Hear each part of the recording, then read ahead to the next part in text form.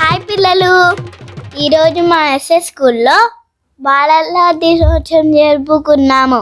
బాలలందరూ ఎంతో చక్కగా తయారయ్యారు. బాలల దినోత్సవం ఎందుకు జరుపుకుంటామో ఈరోజు తెలుసుకుందాం. సంతోషానికి ప్రతిరూపాలైన పిల్లల కొరకు పుట్టినదే ఈ బాలల దినోత్సవం. బాల దినోత్సవం అంటే చిల్డ్రన్స్ డే. ప్రతి సంవత్సరం నవంబర్ 14 రోజు జరుపుకుంటాం.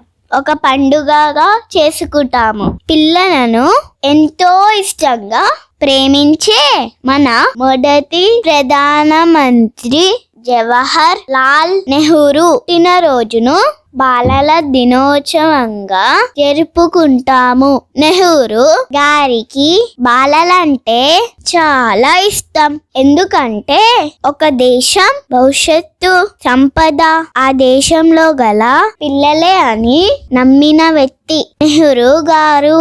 మొదట మనం నవంబర్ 20 ఐక్య రాజ్య సమితి చెప్పిన విధంగా చిల్డ్రన్స్ డే జరుపుకునేవారం. ఎప్పుడైతే 1964లో నెహ్రూ గారు మరణించారు. ఆయన గౌరవార్థం ఈ చిల్డ్రన్స్ డేను, ఆయన పుట్టినరోజును పండగల వేడుకగా జరుపుకోవాలని పార్లమెంటు నిర్ణయించింది. అందుకొరకే ప్రపంచమంతా నవంబర్ 20 చేస్తే మన దేశం మాత్రం నవంబర్ 14 చిల్డ్రన్స్ డేగా జరుపుకుంటాము. పిల్లలు కల్మషం లేని మనసు. ప్రపంచంలోని పిల్లలందరినీ ఒక చోటికి చేస్తే వారి రూపాలు వేరైనా ఆటలు పాటలు వ్యక్తిత్వం ఒకే తీరుగా ఉంటుంది. కల్మషాలు భేదాలు ఉండవు.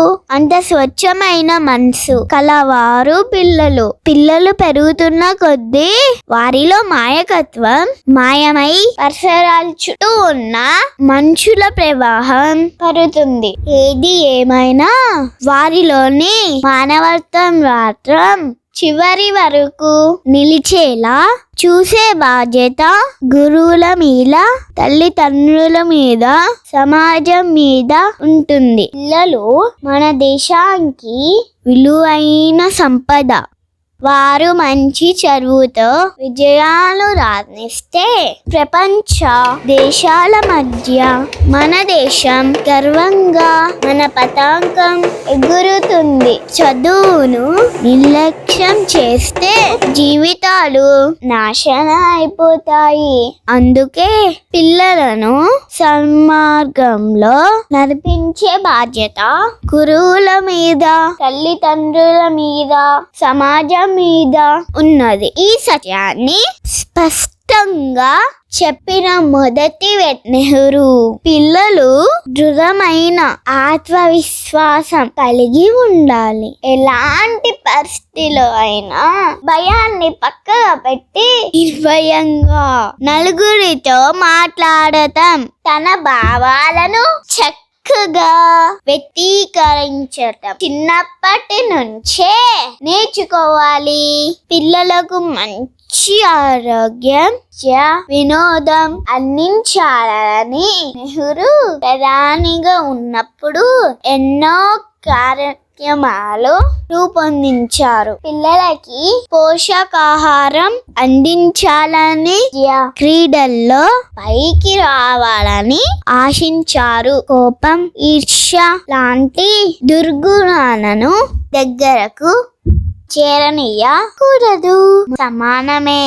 జాతి, భాష, దేశంలో ఇలా ఎన్ని తేడాలున్నా మనుషులంతా ఒక్కటే. పిల్లలకు ఆ తేడాలు, ఆ భేదాలు తెలియవు. ఆర్థికంగా గొప్పవారు, పేదవారు అనే తేడాలు కూడా తెలియవు. బాల్య దశ నుండే విశాల దృక్పథం అవసరం. అందుకోసం పుస్తకం పఠనం చాలా వరకు దోహదపడుతుంది.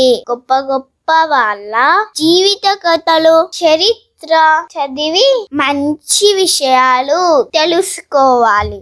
పిల్లలు పూతోటలోని పసి మొగ్గలు. చక్కటి పోషణ రక్షణ కల్పిస్తే ఎదిగి అందంగా వికసిస్తారు. ఈనాటి పిల్లలు రేపటి భవిష్యత్ తయారు చేస్తారు. మేము వారిని ముందుకు తీసుకువచ్చే విధానం దేశ భవిష్యత్తును నిర్ణయిస్తుంది అని అన్నారు జవహర్ లాల్ నెహ్రూ గారు. Thank you.